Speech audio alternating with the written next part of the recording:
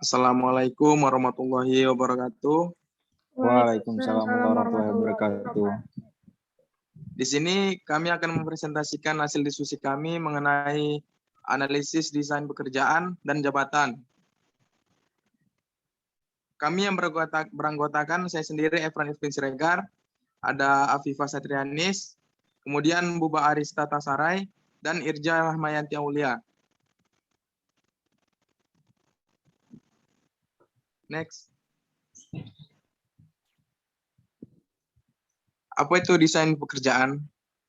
Desain pekerjaan adalah rincian tugas dan cara pelaksanaan tugas atau kegiatan yang mencakup siapa yang mengerjakan tugas, bagaimana tugas itu dilaksanakan, di mana tugas dikerjakan, dan hasil apa yang diharapkan. Menambahkan desain pekerjaan adalah fungsi penetapan kegiatan kerja seseorang atau kelompok atau sekelompok karyawan secara organisasional. Desain pekerjaan merupakan fungsi penetapan kegiatan kerja seorang karyawan secara organisasional. Sangat penting untuk melakukan desain pekerjaan karena orang banyak menghabiskan waktu untuk bekerja. Selanjutnya. Faktor-faktor yang mempengaruhi desain pekerjaan. Dalam faktor-faktor yang mempengaruhi desain pekerjaan suatu individu, yaitu bahwa individu memiliki perbedaan sikap, sifat, karakter pandangan, persepsi, sosial budaya, norma yang berbeda untuk setiap individunya dalam organisasi yang sama. Tiap individu memiliki kebutuhan, tujuan, serta motivasi berbeda dalam menanggapi sebuah pekerjaan. Peran individu dalam organisasi yang sama, tiap individu memiliki kebutuhan, tujuan, serta motivasi berbeda dalam menanggapi sebuah pekerjaan. Peran individu dalam organisasi mempunyai arti yang sama pentingnya dengan pekerjaan itu sendiri. Sehingga interaksi antara organisasi dan individu atau SDM menjadi fokus perhatian para manajer.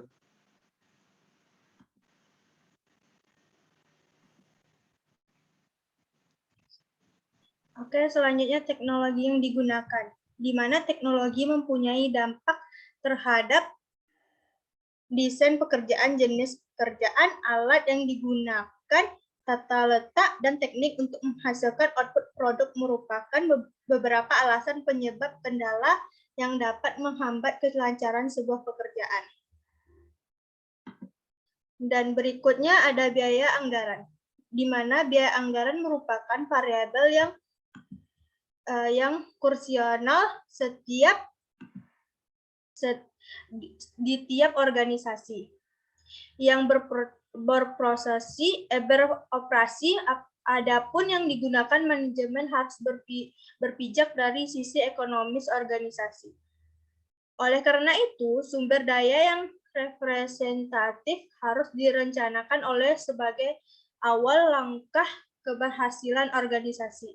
Manajemen harus secara kontinu menyelaraskan manfaat-manfaat desain pekerjaan dengan pertimbangan biaya, apalagi sebuah keputusan untuk melakukan rancangan ulang desain pekerjaan baru membutuhkan energi, waktu, dan biaya yang cukup untuk memenuhi target tersebut.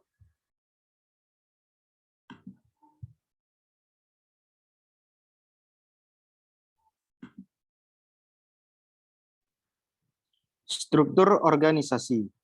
Saat ini, sebuah organisasi akan menjadi lebih lincah apabila digerakkan oleh roda operasional yang gesit, cakap, visioner, dan mampu melihat perubahan ke depan. Organisasi tersebut haruslah lebih ramping untuk dapat melakukan kecepatan perubahan dan ketidakpastian global. Next.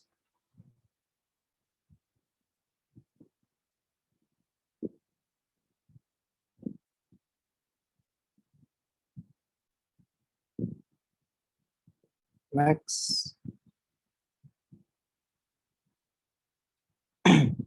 Variabel internal. Yang pertama, manajemen. Manajemen mempunyai kepentingan sendiri dalam organisasi. Semua karyawan tentu demikian. Tetapi, manajemen bertanggung jawab terhadap organisasi secara keseluruhan. Suatu tanggung jawab yang sering kali mengharuskan manajemen menghadapi berbagai pihak yang berkepentingan dan menyeimbangkan tuntunan yang saling bertentangan. Yang kedua, karyawan. Hampir dalam semua organisasi, sifat dari tenaga kerja adalah berubah. Sebagian karena faktor demografi, faktor ini akan mengubah pergeseran kepentingan-kepentingan konsumsi, produk, biaya, dan pemasaran karena menyangkut segmen pasar yang terus berubah. Ledakan bayi era 1990-an banyak mempengaruhi orientasi produk yang merupakan kebutuhan primer masyarakat.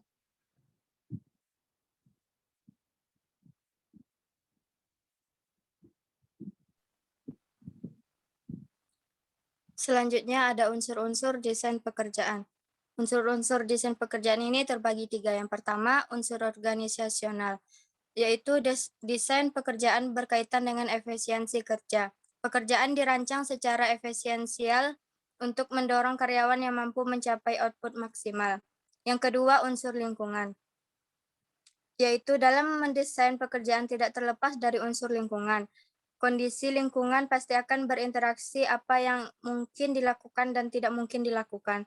Yang ketiga yaitu unsur perilaku, yaitu desain pekerjaan tidak bisa dikaitkan semata-mata dengan efisiensi kerja saja.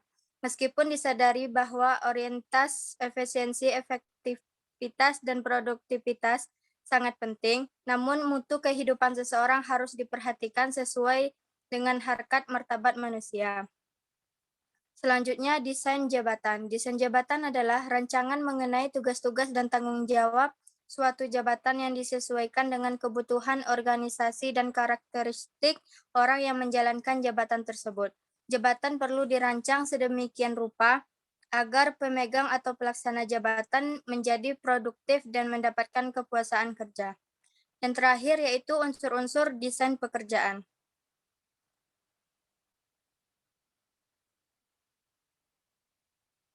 Unsur-unsur desain pekerjaan ini terbagi dari 3. Yang pertama, unsur organisasional.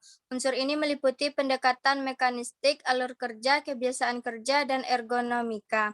Yang kedua, unsur lingkungan, yaitu unsur ini meliputi kemampuan dan ketersediaan karyawan, ekspektasi sosial, dan budaya. Dan yang terakhir, unsur keperilakuan. Unsur ini meliputi variasi keterampilan, identitas tugas, signifikansi tugas, otonomi, dan umpan balik. Selanjutnya saya kembalikan kepada moderator. Baiklah, sekian presentasi kami mengenai desain pekerjaan dan jabatan. Bila ada kesalahan kata maupun ucapan, mohon dimaafkan. Assalamualaikum warahmatullahi wabarakatuh. Terima kasih. Waalaikumsalam. Waalaikumsalam warahmatullahi wabarakatuh.